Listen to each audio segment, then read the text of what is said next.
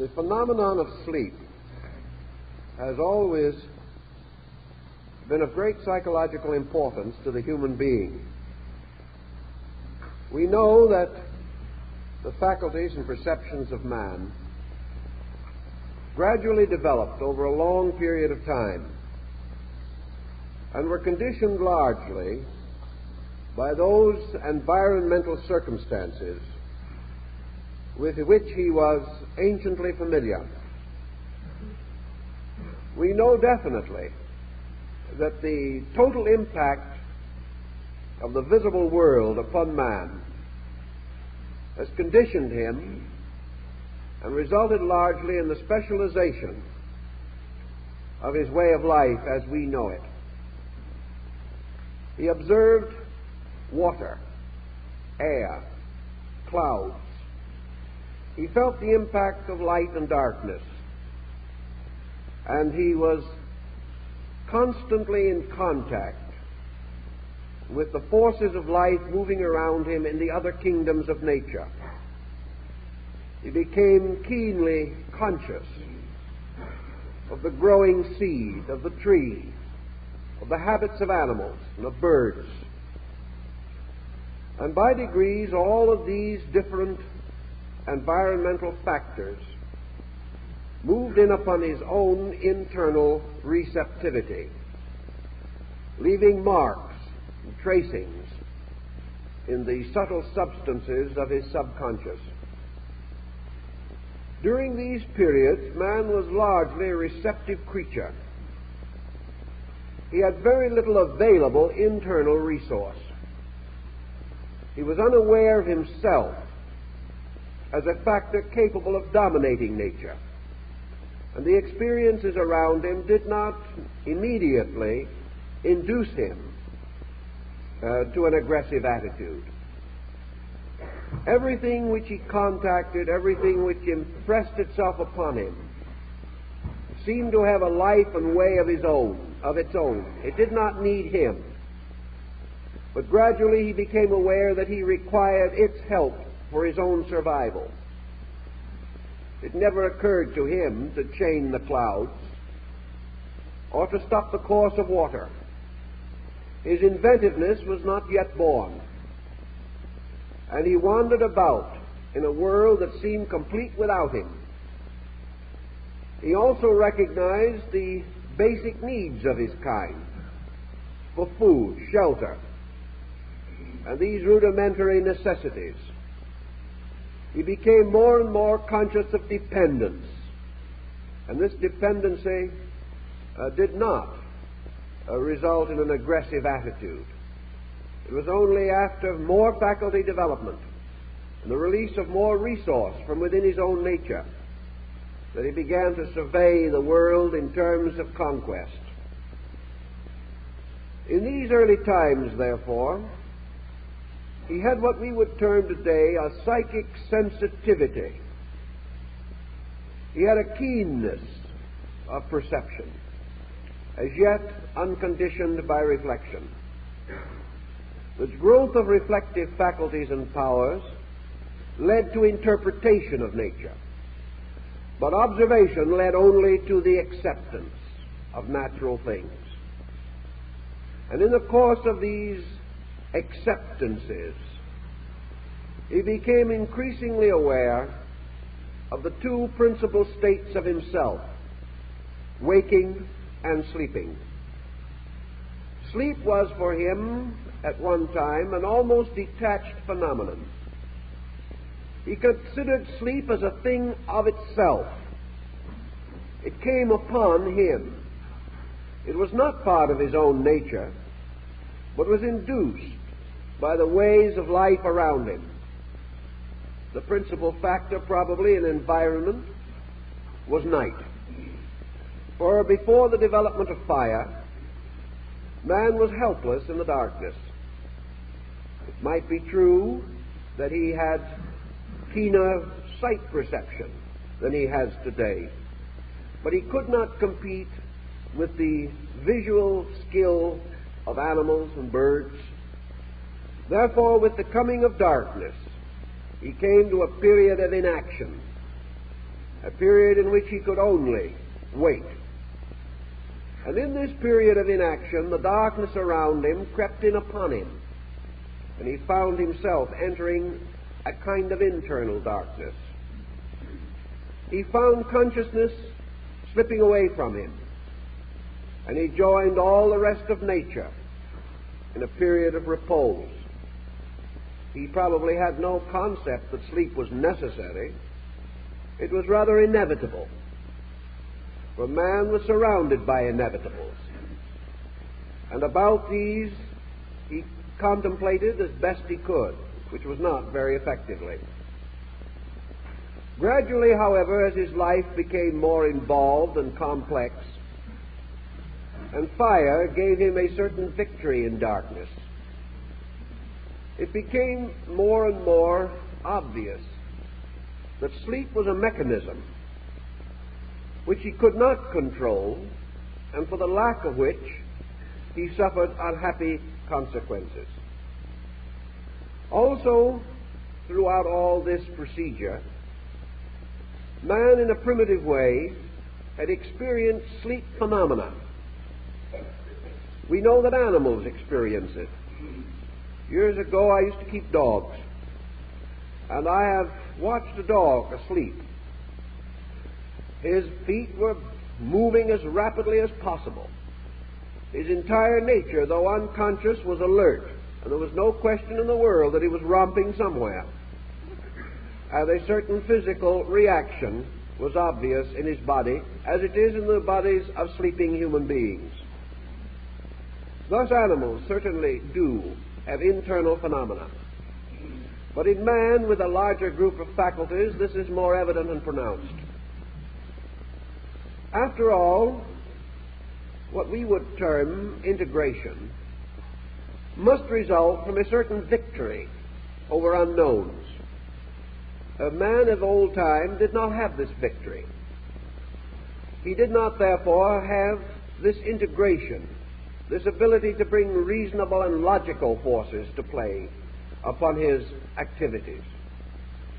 Thus, in sleep, with its phenomena, he was not certain that he was really merely resting. He became increasingly convinced that the gateway of sleep led into another world, a world with its own activities, a world that transcended the dimensions and boundaries of material existence. His sleep was variously animated with dreams and other similar occurrences. And in these dreams, time and place, relationships, and all the familiar situations of life were exaggerated, distorted, or changed. Perhaps one of his earliest experiences was this strange extra-dimensional quality of sleep, both regarding place and time.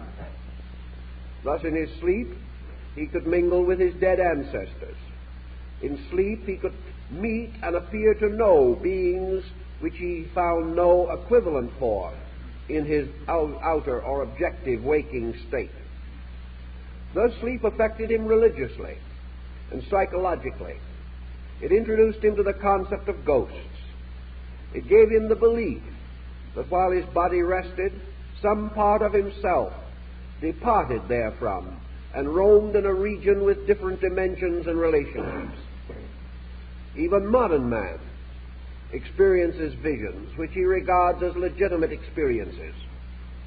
And many modern persons have firmly believed that during sleep they have a kind of separate existence. It is hard for them to deny this in the presence of the various things that occur during the sleeping processes. Today we regard sleep largely as an internal phenomenon, assuming that it is enriched with the psychological patterns which have already been impressed within our natures. We also find sleep symbolism susceptible of analysis and diagnosis, and gradually we have tied it closely to the pressures by which man is afflicted or with which he afflicts himself. Gradually, however, out of this broad generality there came several also rather broad schools of thought. And we may say that sleep as symbolism, entirely apart from dreams or visions or things of that nature, that sleep has contributed several major concepts to the growth of man. In philosophy, for example, the question of sleep has brought with it several other questions relating to the fact of human consciousness. The Greeks, following somewhat the Platonic philosophy, and this in turn was rooted in older systems of Grecian learning, began to question the relationships of waking and sleeping.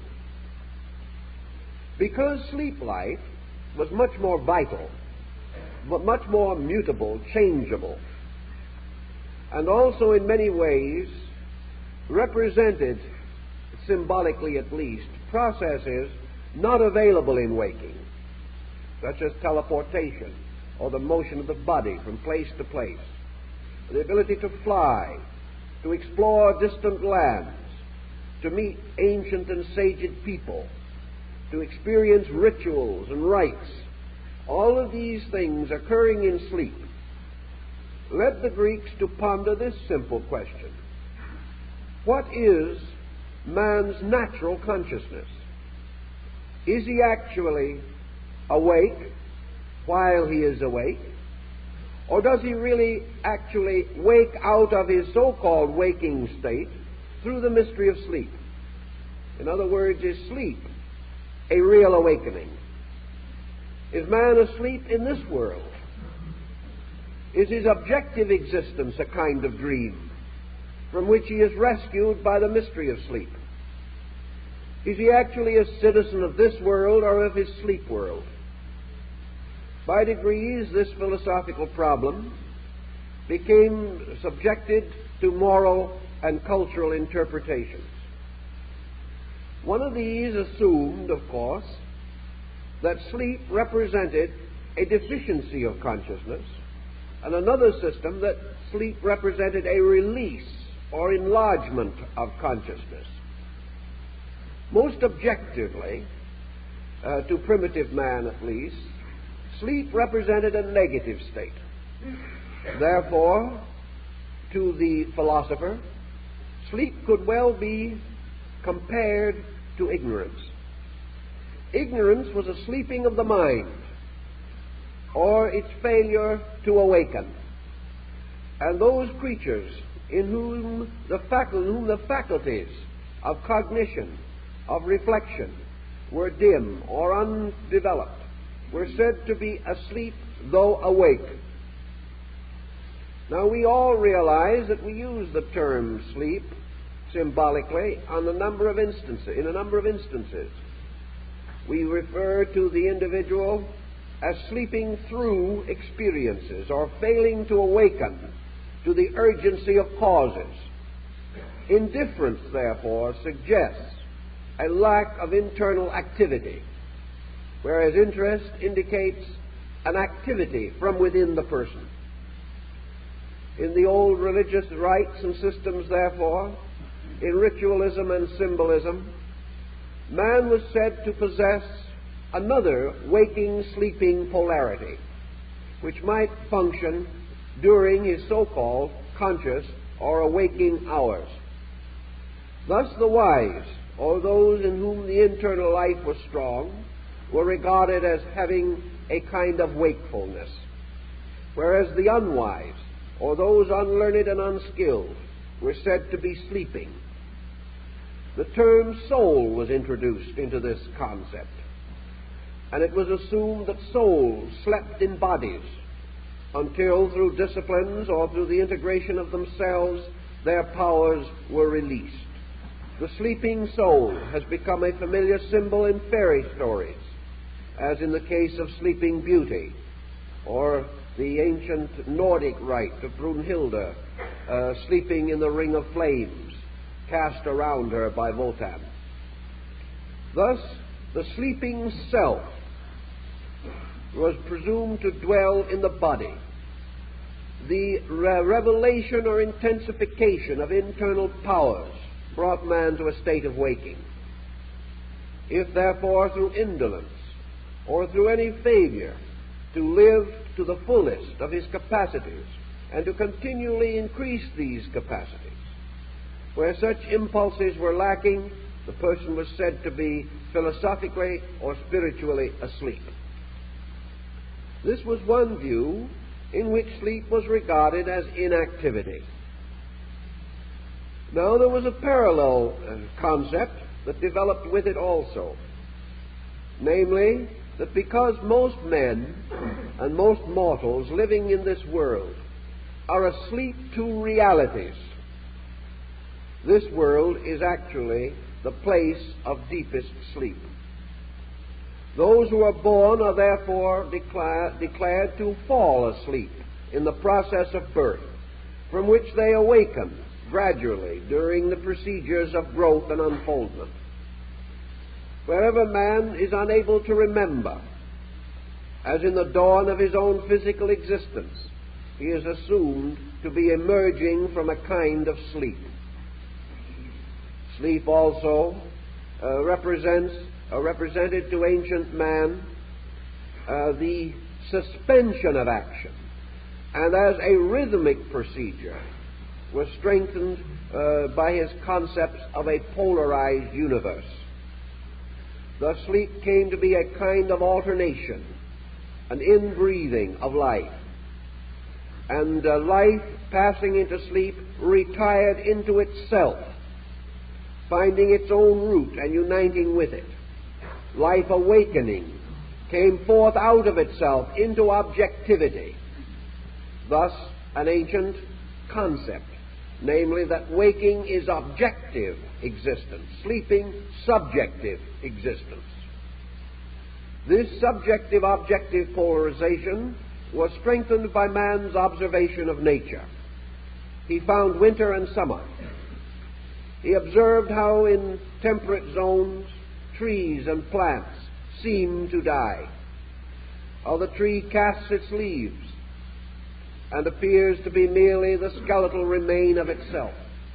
Its energies disappear or retire deep into the earth and into the roots, and there it remains in a state of hibernation until the return of the sun god.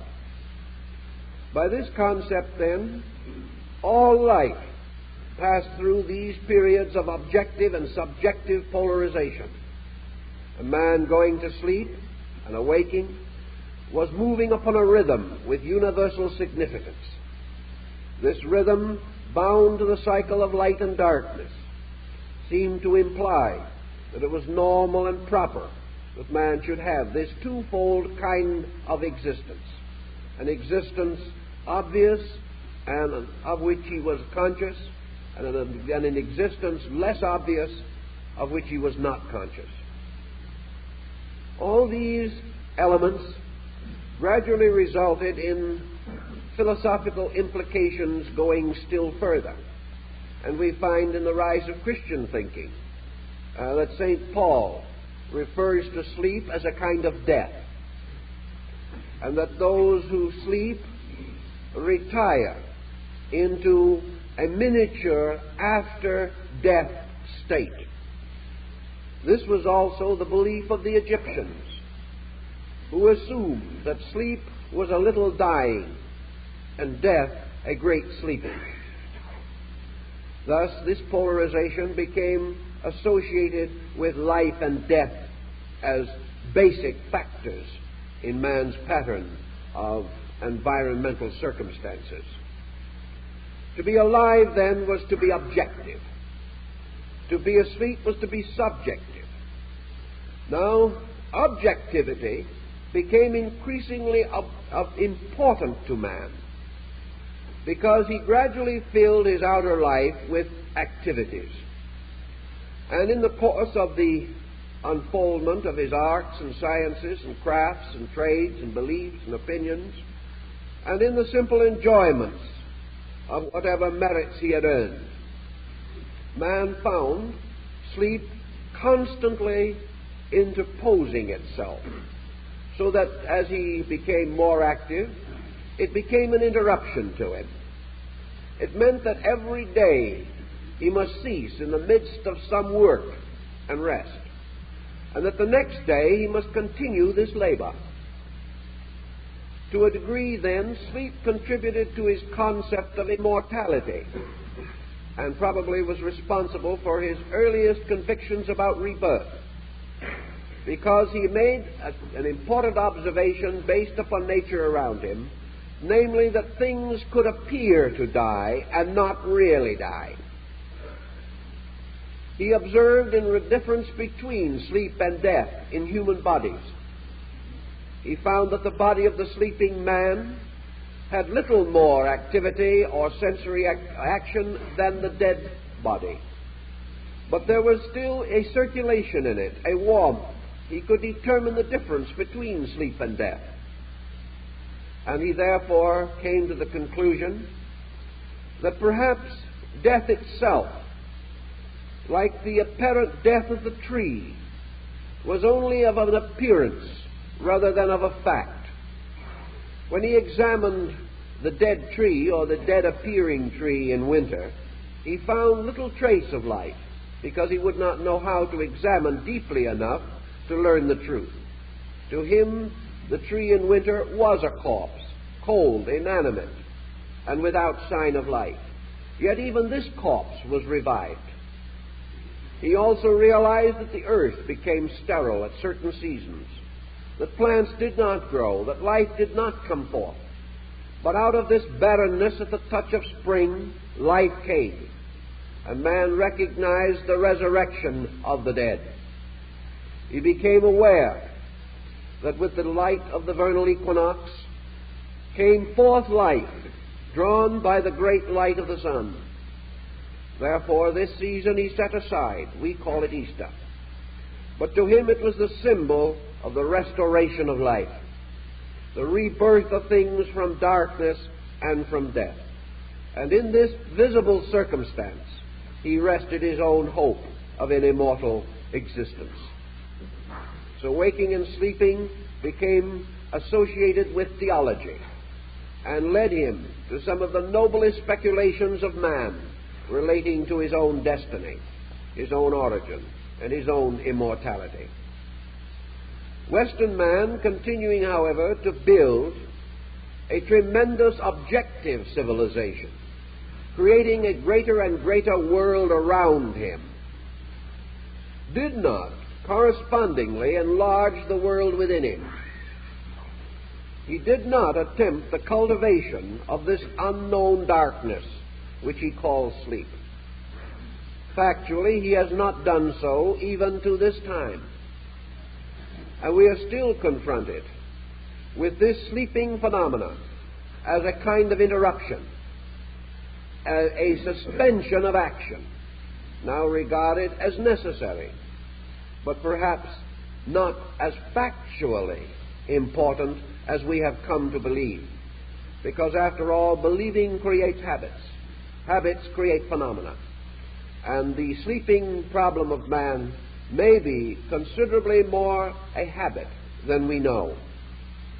But this habit has been so firmly set by millions of years that it will not easily be changed or altered. And any alteration will be accompanied by marked disturbances in the patterns of human life.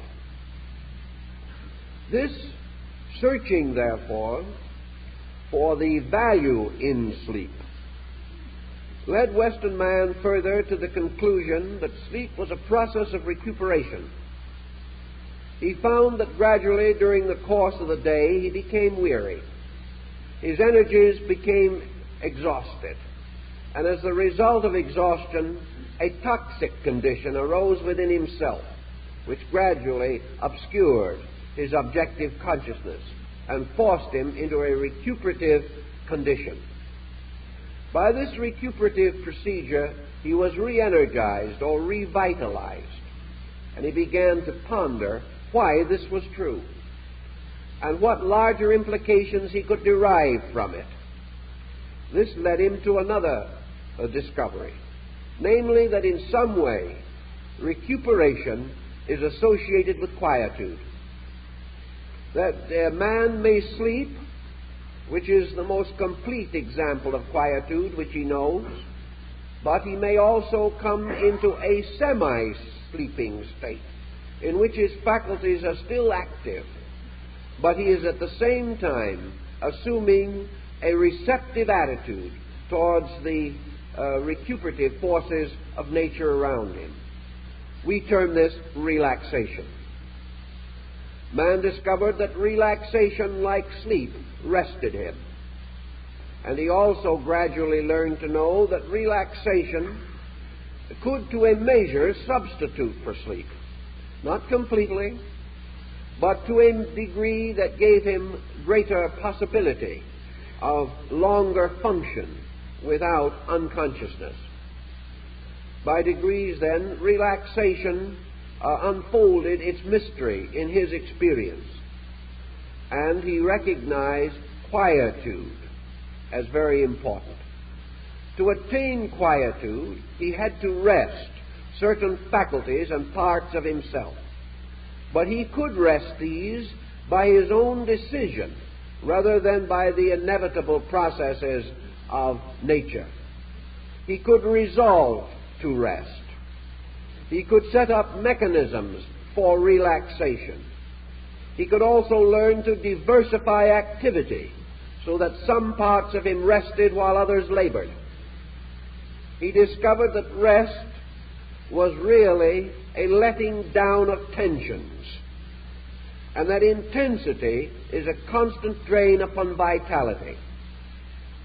He further observed that as his objective life became more arduous and complicated, his activities more numerous, his ambitions stronger, his cravings more pronounced, that sleep as he knew it was no longer completely sufficient to him. One of the reasons for this, undoubtedly, whether he recognized it or not, was the intrusion of his living state upon his sleep state. It is quite possible that primitive man, because he had very little objective integration, was not as disturbed in his sleep as the man of today. Now, the fact that we may or may not remember disturbance does not necessarily mean that it does not exist. And we have today an increasingly important body of evidence to indicate that the individual does not always rest while sleeping. He may awaken in the morning, to use a current phrase, as tired as when he went to bed. He discovers that rest does not cause him to awaken refreshed and ready for the day. Instead of bouncing from his couch of sleep full of activity, he crawls forth and staggers into the kitchen for that cup of coffee which will actually give him the momentum for activity. Sometimes this may be due to shortening the hours of sleep by, again, the encroachment of activity upon his rest requirements. He may be up too late. He may be up too early. In any case, he does not experience the completeness of sleep. In all probabilities, however, the irregularity of his hours is not the primary factor. For most persons do the greater part of their sleep resting in the first 4 hours in which they are asleep. From the 4th to 5th hour onward, sleep is less deep, and the consciousness is drifting inevitably back toward the waking state, so that he accomplishes more in the early hours of sleep in terms of total rest than in the later hours. In any event, however, he awakens and finds that he is not rested. In some way, his objective existence has become so pressureful that sleep will not compensate for it.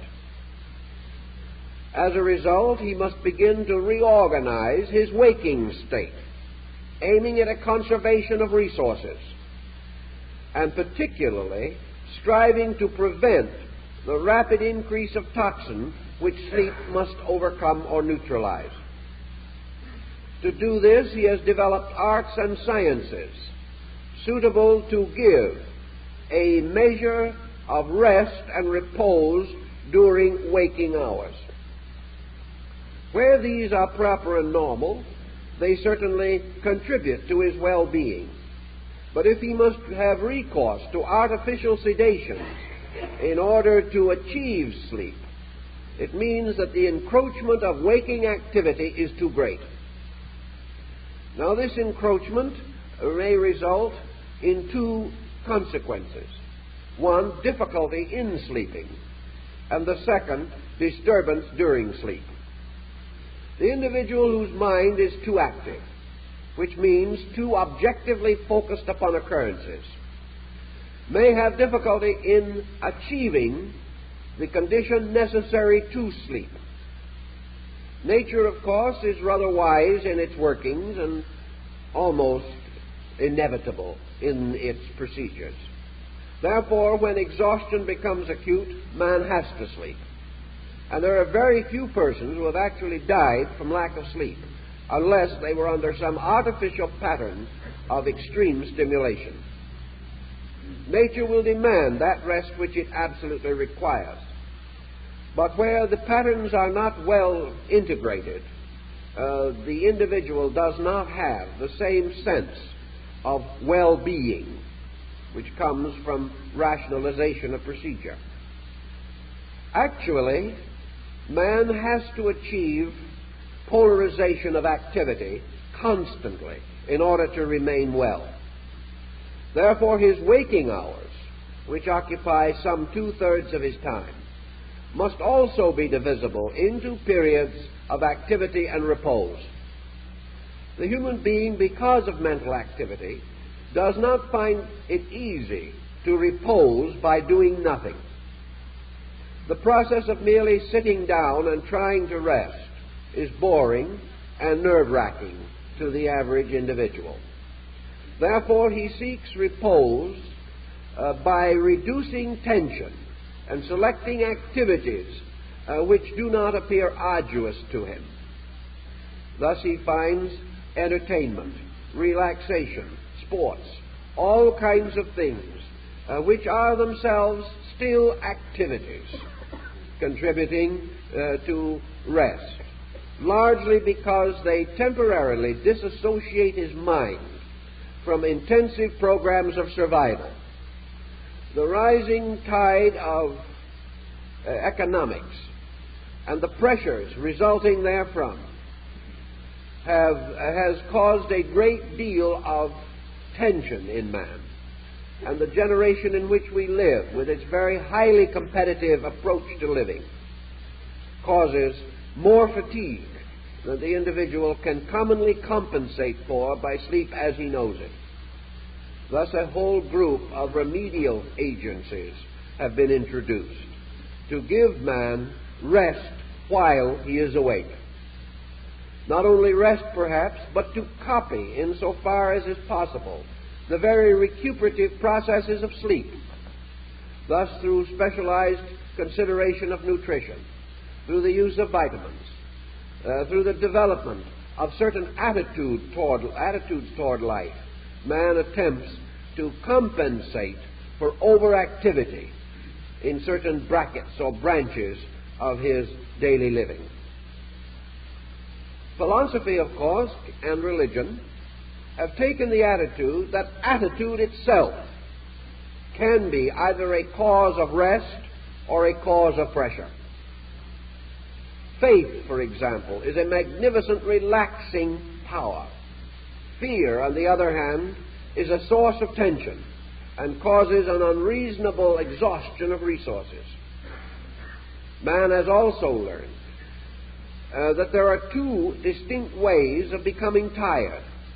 One is by physical activity, and the other is by mental activity.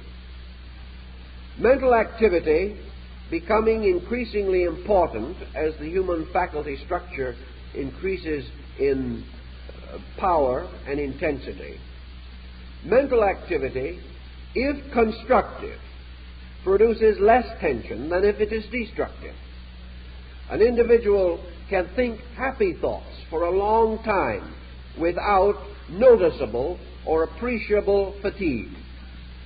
But a few moments of unhappy thoughts will bring as a result a distinct sense of depletion. And out of these things a kind of morality has developed, an ethics based upon experience. Man has learned that bad mental, emotional, and physical habits produce exhaustion. Exhaustion in itself interferes with function. The exhausted person is unable to carry the responsibilities of life with dignity. The only answer seems to be that the person must overcome the false causes of exhaustion in himself.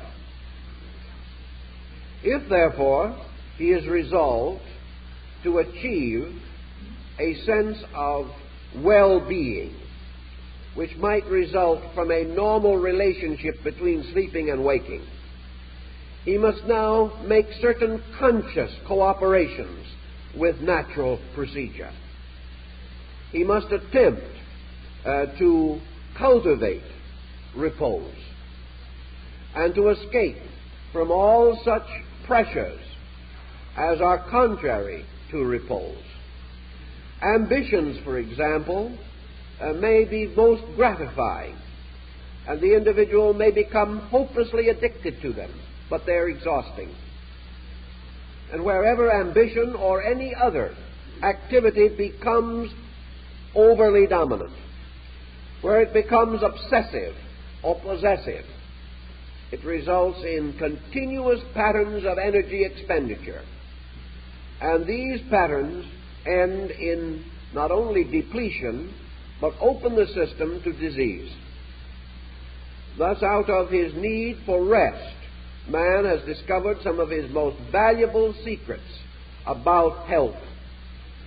For health is associated with normal rhythms of action and rest, not only allowing for waking and sleeping, but for innumerable small cycles developing in minutes and in hours, whereby for each expenditure of energy we must have a corresponding increase of energy reserve.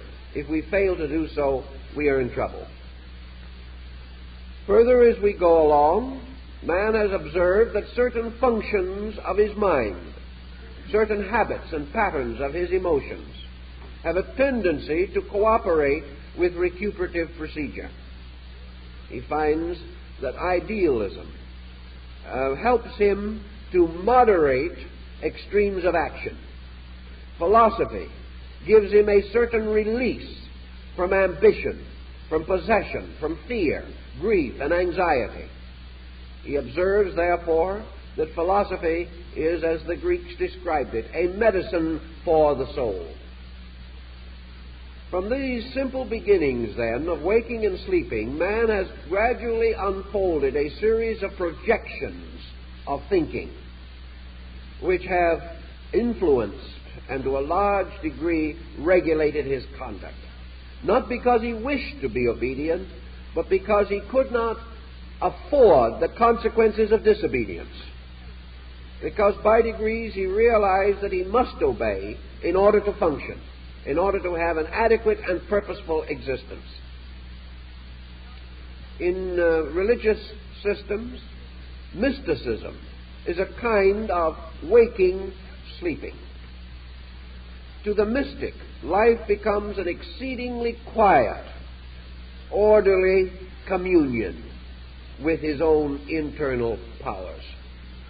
He is therefore capable of completely relaxing, and many of his faculties become somnolent in this procedure. His ambitions retire or relax.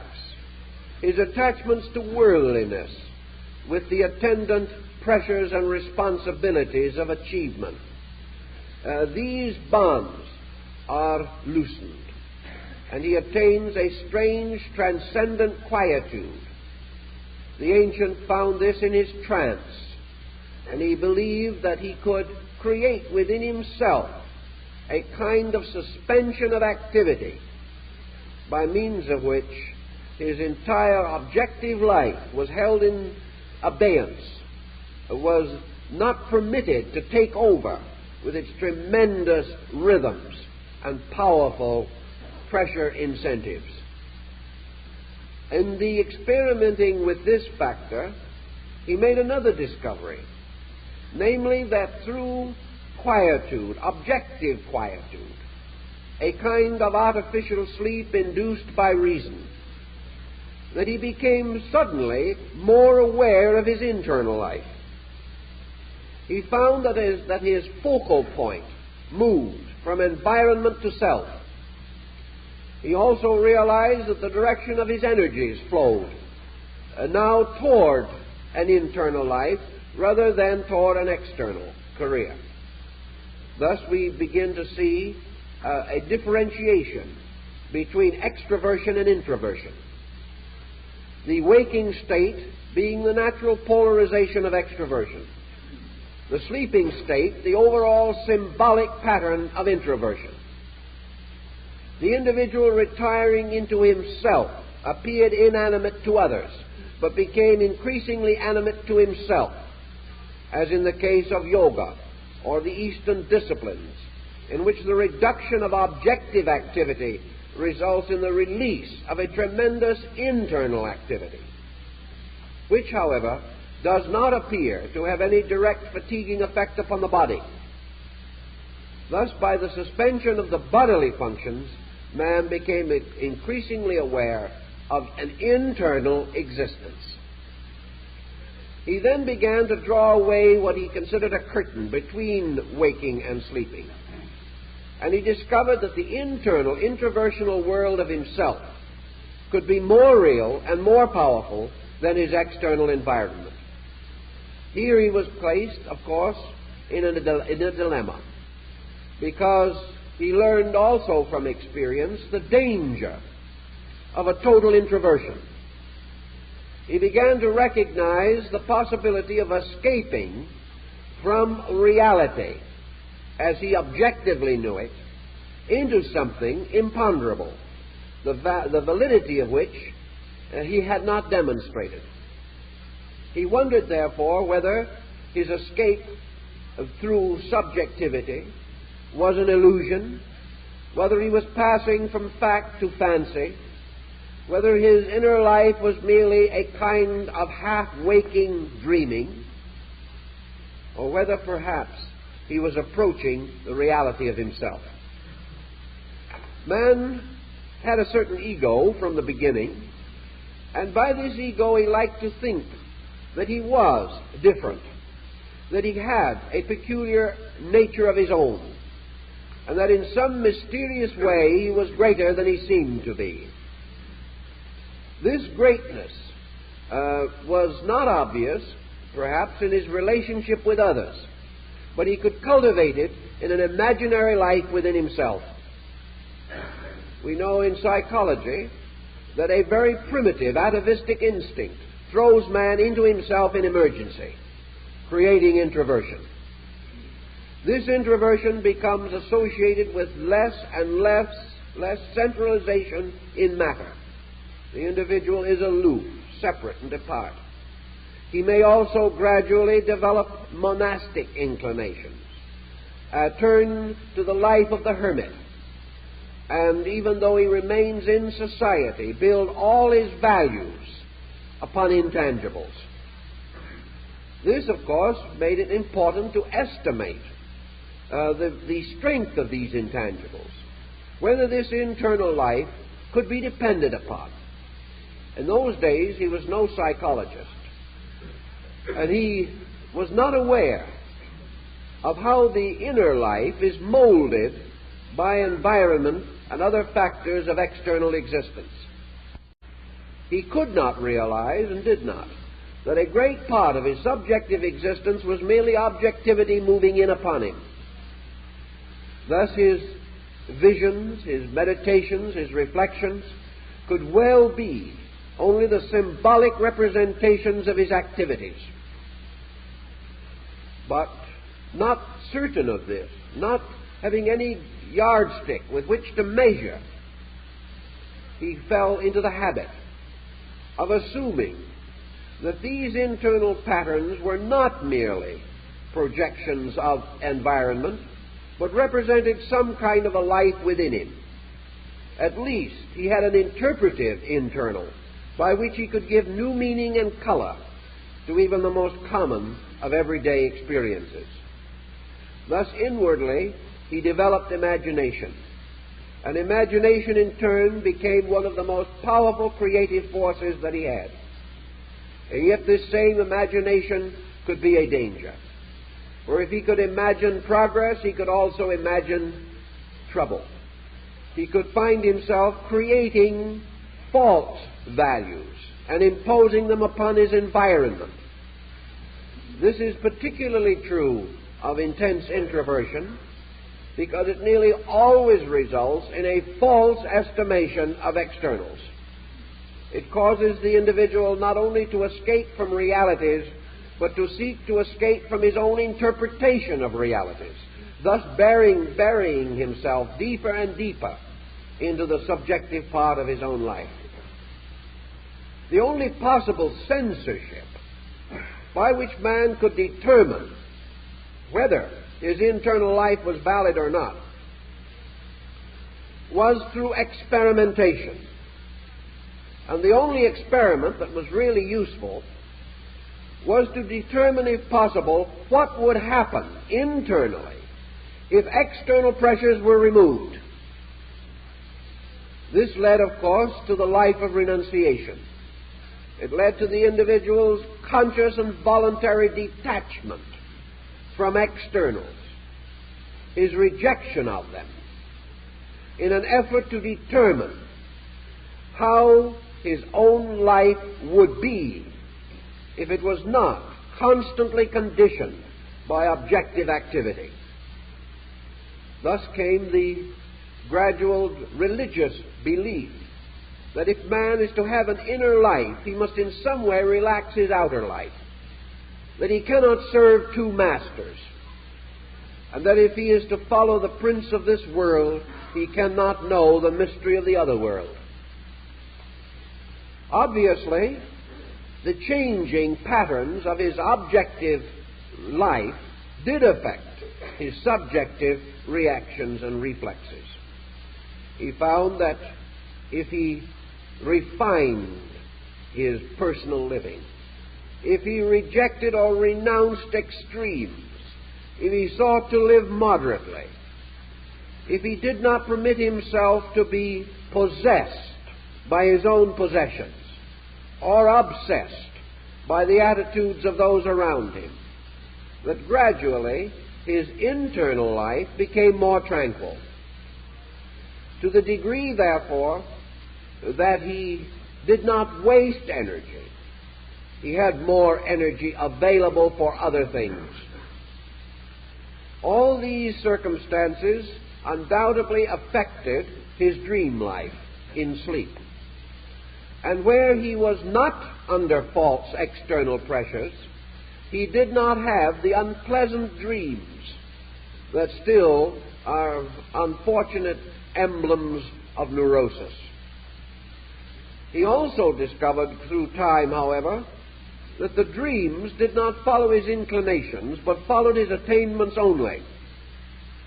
Therefore, if he renounced intellectually certain beliefs or attitudes, but still cherished them in himself, the dreams remained true to the facts and not to the policies which he was attempting to adapt. It therefore became a kind of censorship. Things had to be true, they had to be real, they had to be right. Renunciation of material objectives had to be honest, or else the internal life did not change or was not refined. He observed that sanctified persons, those who had truly achieved a spiritual life, had experiences in dreams and sleep appropriate to their attainments. Their sleep became beautiful. Their inner life became rich. and whether it was because, again, it was reflecting the attainments of their outer personalities was not of the first concern. It was this change was real. And moreover, this change was of great comfort and great utility, and became the basis of an inspiration for common service, by which the teacher, the leader, the priest came into natural and reasonable existence. So through all these procedures, Western man gradually integrated a large psychological concept. He became aware that man must have action and rest. He came to realize also that internals and externals must be balanced, and that the individual whose internal life was neglected would ultimately fail in his external concerns. He also realized the increasing danger of this crisis, due to the rapid development of externals, and also due to the natural channel of the sensory perceptions, which were responsive particularly to externals, and therefore were bombarding his inner life constantly with reflexes and sensory reactions. Out of this came the philosophic life, or the life of reason, the life of rationality, the individual organizing his affairs, seeking to bring a pattern suitable to his needs upon all of his activities. Muhammad, prophet of Islam, is said to have established a code by which he divided the day into 3 equal parts, each consisting of 8 hours. One of these parts he devoted to the needs of his people, the second to the private needs of his own life, and the third to rest. By following this regime carefully, he found that in all departments he was more able, had greater resources, and he discovered what many have discovered, namely that internal integration reduces the time factor in accomplishment. The person moving from a strong inner point can achieve more in an hour than the unorganized individual can achieve in a day. Therefore, time taken for integration is not time lost. The integrated result becomes a great time-energy conservation, and work is man's expenditure of energy within time. And therefore it is important that he recognize that he is a creature with limited energy availables, that he must use these to the best of his ability, and at the same time protect adequately his own recuperative power. By the organization of living, he therefore balanced his relationship with nature. He paid his proper taxes to the universe and learned not to overtax himself. This all led to our recognition of another point, namely that civilizations, cultures, systems can become so complicated and so heavy that they gradually press in upon the individual and destroy him. Man must then learn to discriminate between the importance of the things he does and the value of the thing he is. This discrimination is not yet generally attained, but it is a discrimination that must come, for without it man cannot survive. Now, all this development in Western thinking was polarized by another development, which is essentially the Eastern approach to the mystery of sleep, and to the symbolism which it implies.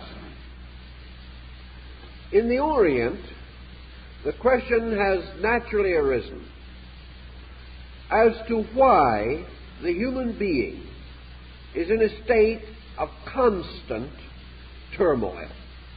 In other words, the East questions empirically and totally what we call our way of life.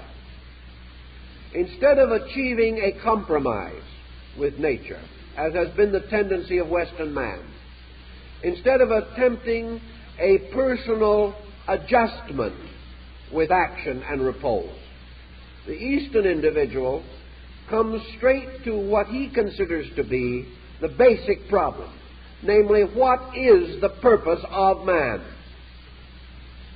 Now, in the West, we will have 100 answers, most of them essentially identical. The same is true in the East. We will have many systems, many sects, many groups, many beliefs, but to a large measure they will unite in one purpose, in one concept, namely that the essential purpose for man, or of man, is the unfoldment of his internal life by intent. The purpose of man is not to build a greater world, primarily, but to build a greater internal integration. In the East, therefore, we have this concept that man should first find himself in order that he may know his needs, that he may understand them, and that he may plan for them, and that the beginning of progress is the overcoming of ignorance, and that the ignorant individual can leave a monument, but it will be in the wrong place, and it will also be the wrong monument, and others must sometime move it away. We remember, of course, years ago, there was an epidemic of creating statues in local communities. These statues frequently representing either a Civil War soldier or a Spanish-American War veteran. These stood in every town, often flanked with a cannon and a heap of cannonballs.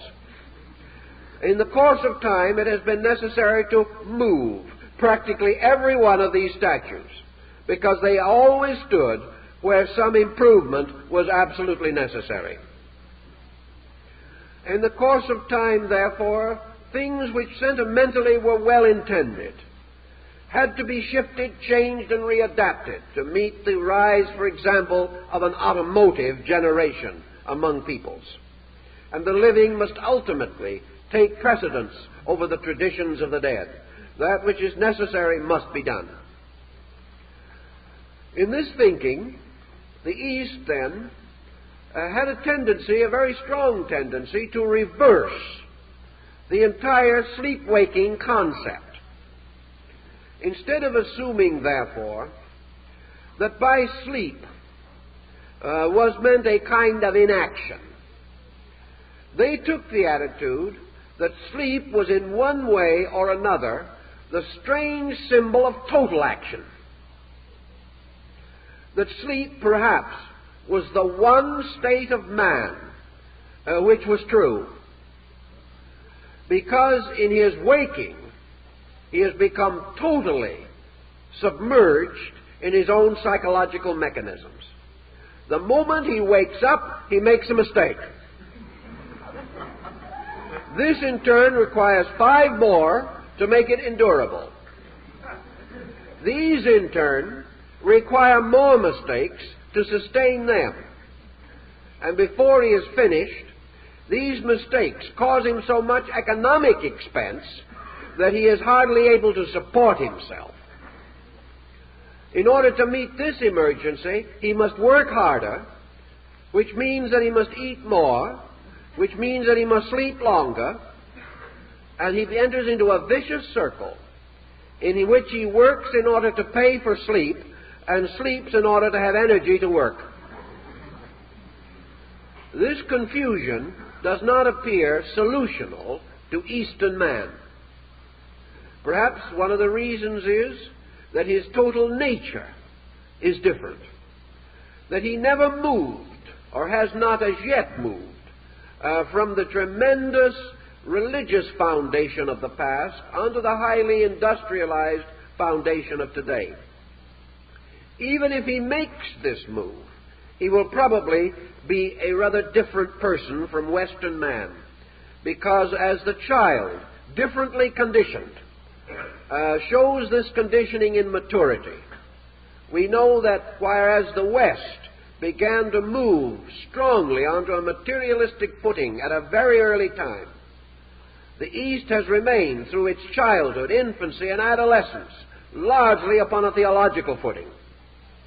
And even if it should change over now, the vast experience behind it will not easily be totally obliterated. Eastern man then comes to this conclusion: what are the things about living that we do not like? Well, we do not like worry, fear, grief. We are constantly bombarded with stimuli which cause us to release negative foreboding. We are surrounded constantly by evidence which, if once we become melancholy ourselves, bears witness to tragedy. We see around us either life or death, according to our own natures. One man will say there is a person born every second. Another will say there is a man die every second. It depends upon our attitude.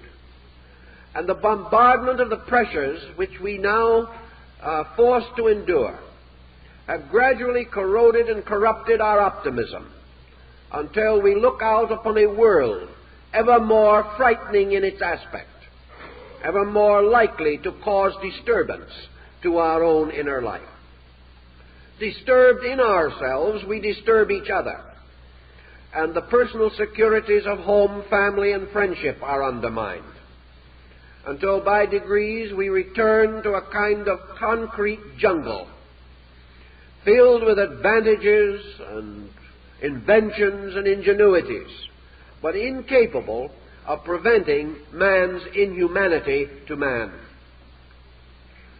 Now, Buddha, in one of his discourses, asked a disciple whether or not he would consider it wonderful if man could come to a condition in which he neither worried nor feared, in which he was not obsessed, in which he was not variously made miserable by ambitions or by various circumstances around him.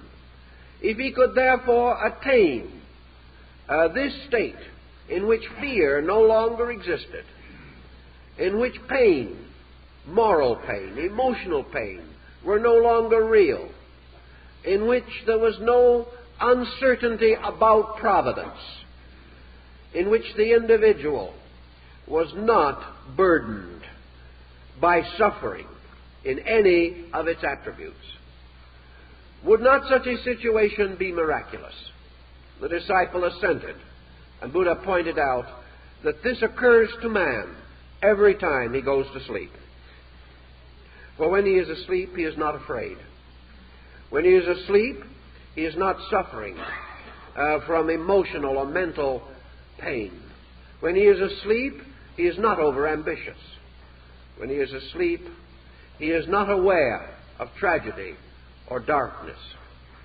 He is aware, apparently, of nothing. So Buddha pointed out this point, or this fact, that sleep, in some way, wraps up all this tangle of life and gives it a blessed rest. And that in this unconsciousness alone, man is released from consciousness. Now, this would seem to be a rather doubtful way of attaining release. Western man would rather climb the mountain, fight his way inch by sheer aggression, in the hope that ultimately he can fashion a golden age out of his own skill and attainment.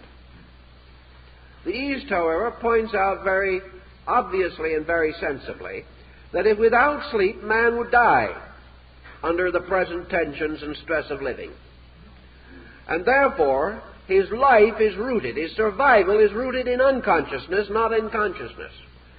It is not his consciousness, but his unconsciousness that preserves him, makes it possible for him to continue, and gives him that blessed respite from all these things which he calls important.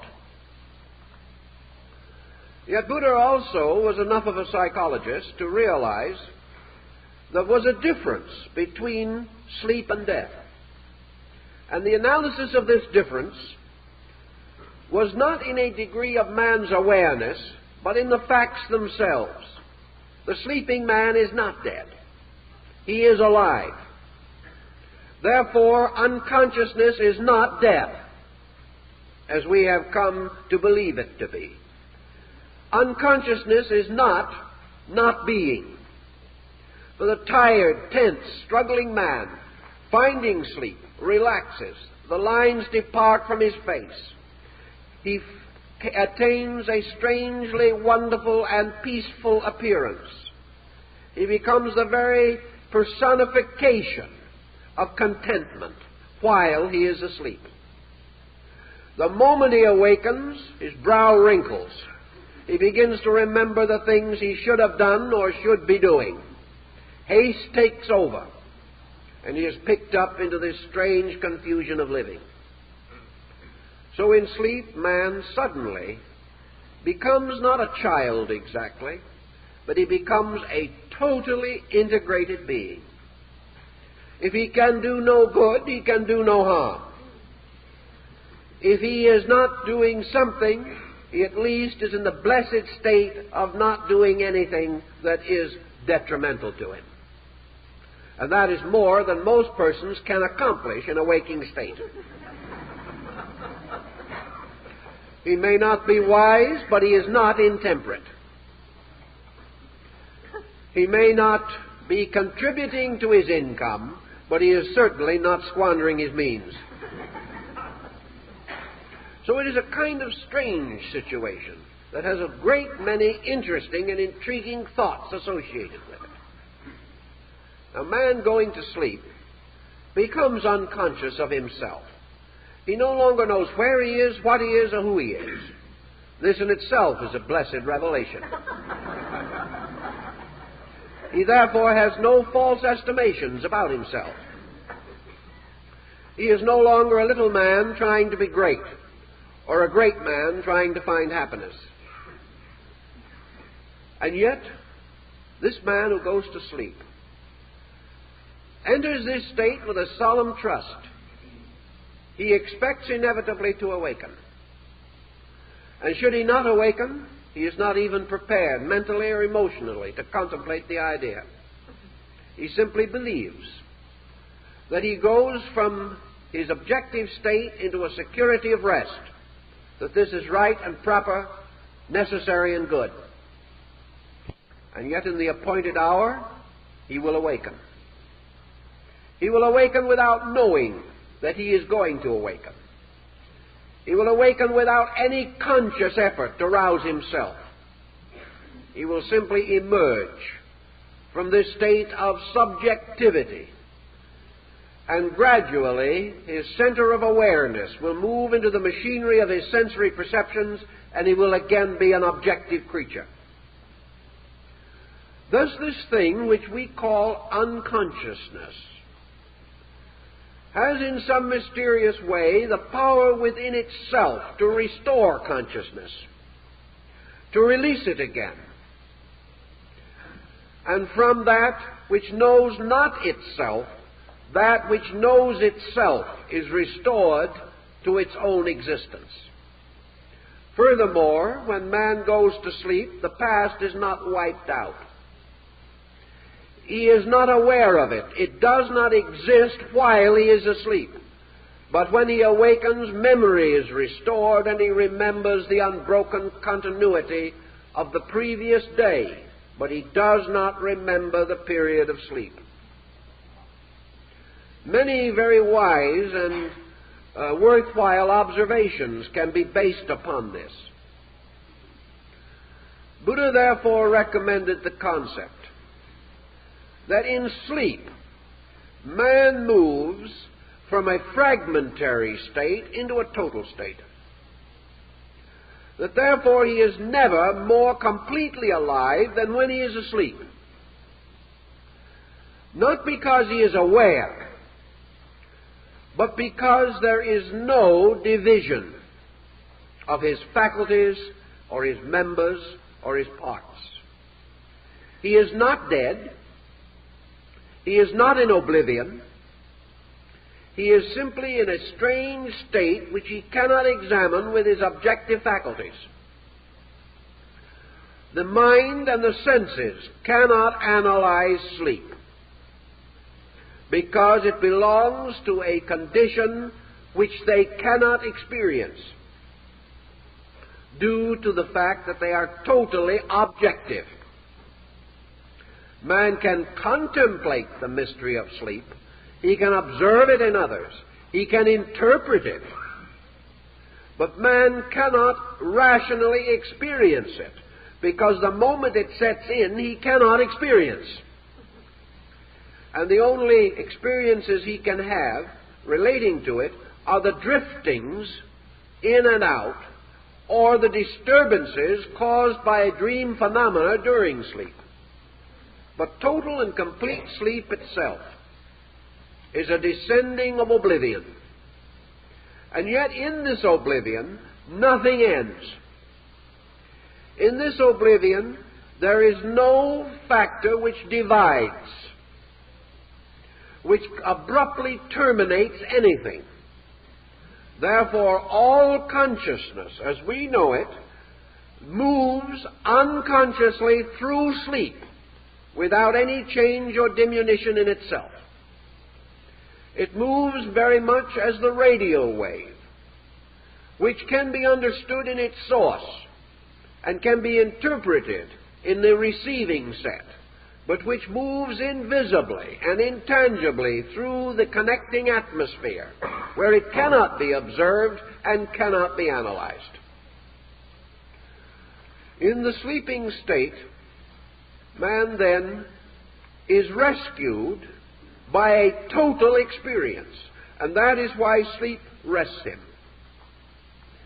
It is why sleep is the solution to all exhaustion and fatigue, because in some way, beyond our cognition, it is the restatement of the reality in ourselves. In this phenomenon, therefore, some part of consciousness with which we are not aware, with which we are not capable of objective function, which does not contain within it the complex of selfhood, which is the source of man's objective life. This consciousness, beyond self-consciousness, becomes the healer, becomes the wonderful source of the remedying of all of the defects caused by selfness. If this be true, we have the psychological basis of Buddhistic philosophy,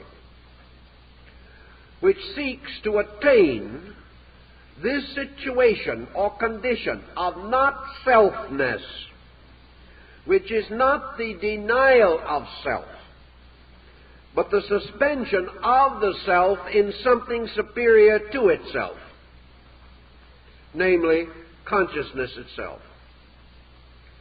Now, we think of consciousness always in terms of self-consciousness. Buddha insisted that this is not correct. Self-consciousness is almost the antonym of consciousness. It is its dualistic polarity, differing from it in almost all respects, inasmuch as self-consciousness is the consciousness of things, the consciousness of one as apart from, whereas true consciousness is the experience of all, or of totality. And because of totality, it cannot have a differentiated polarization. So man retiring into sleep retires into universal consciousness.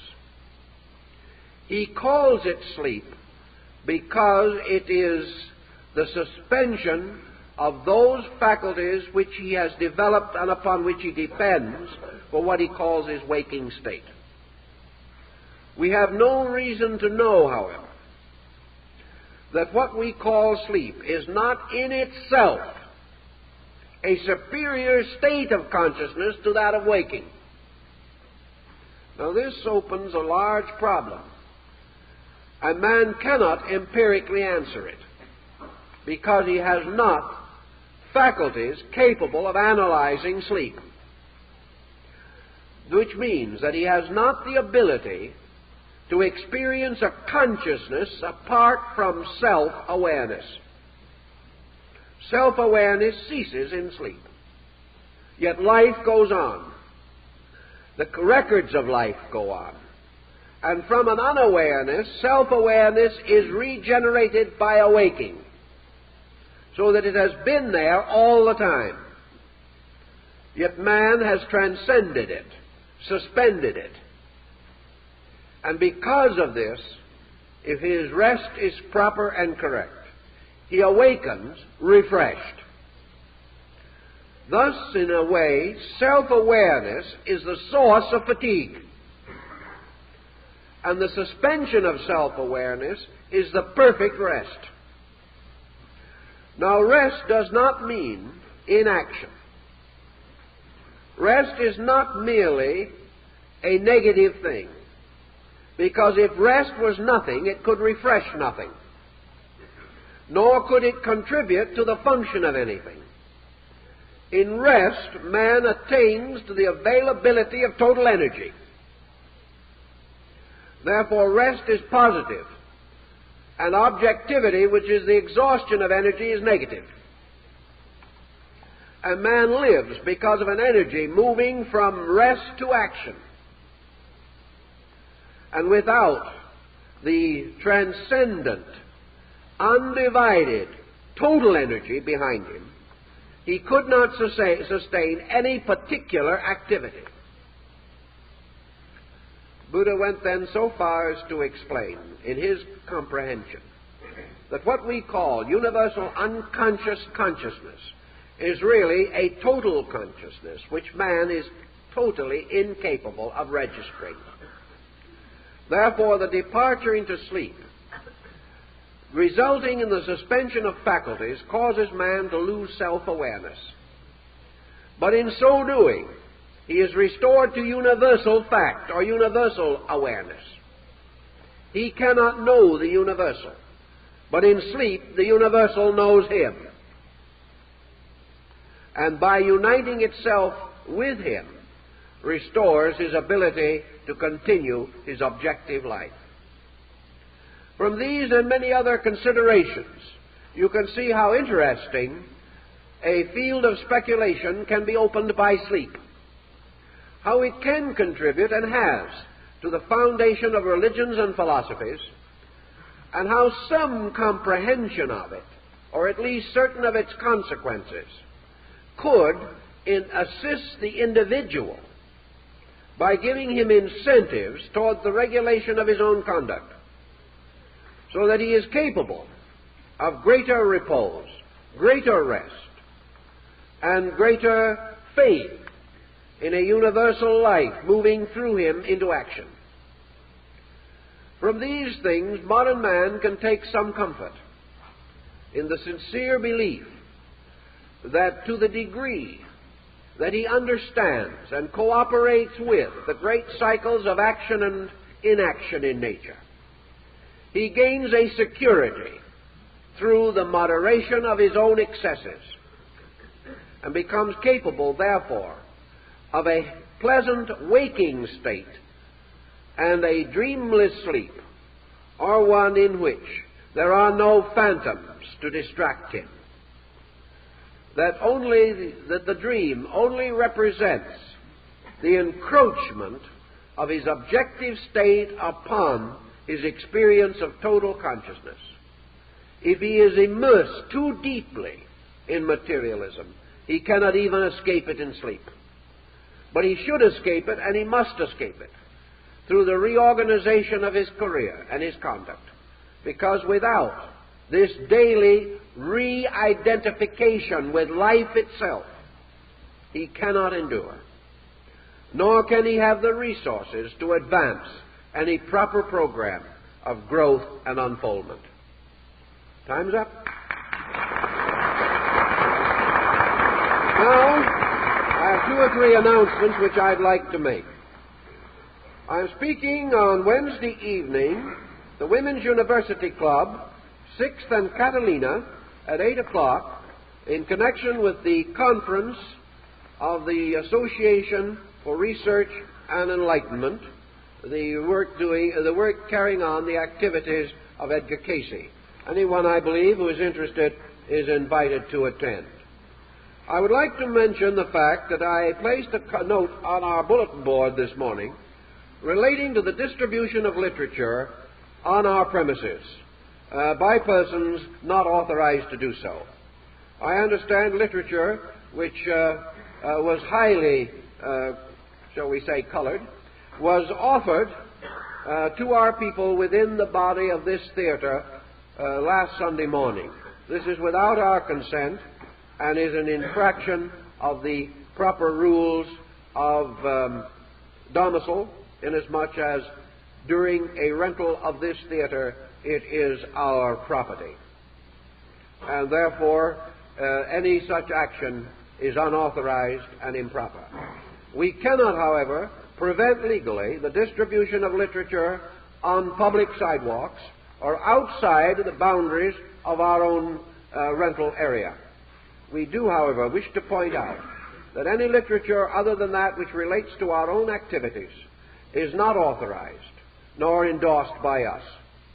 And we hope that we will not have a recurrence of this situation. I would also like to call attention to the fact that on the 26th of this month, I fly to New York for a series of lectures, which will continue for about 3.5 weeks. During that time, I will also make short trips of one lecture each to Washington, D.C. and Philadelphia, Pennsylvania. I would suggest that if you have friends in those areas, that you ask them to watch their local papers. Our general announcements for books this morning will cover, perhaps, various writings that we have dealing with consciousness. Our principal text on that subject is our book, Lectures on Ancient Philosophy, which we have not announced here for some time. We suggest that you consider it. And also for current lecture activities and notes and the republication of our various articles, we recommend that you subscribe to our magazine, Horizon. Also, we have several lecture booklets on the table now of lectures given here recently, some of which you may have missed and which you would like to have. Those interested in a further analysis of the discussion of the morning are invited to attend the headquarters study group, which meets at our headquarters at Griffith Park and Los Feliz Boulevards at 2 o'clock this afternoon. Those attending will be guests of the headquarters study group, and you are invited to come and bring your friends. The subject will be a further consideration of the work of this morning. I'd like to also mention at this time that our last subject on this program and our last lecture here until April will be next Sunday morning, The Soul Image as the Immortal Friend. This is an interesting psychological problem, and the basis of a great deal of drama, literature, poetry, philosophy, religious ritual, and symbolism. The story of the soul as the immortal and eternal friend of man. This Promethean friend is well worthy of careful thought. So we hope you will all be with us for the closing lecture next Sunday morning, and that you will bring your friends. And if you wish announcements of our future activities and the continuation of our lectures and seminars, and are not on our mailing list, will you please leave your names and addresses. Our mailing lists are not sold or exchanged. Therefore, you will not receive any publicity or announcements other than our own. Thank you very kindly for being with us this morning.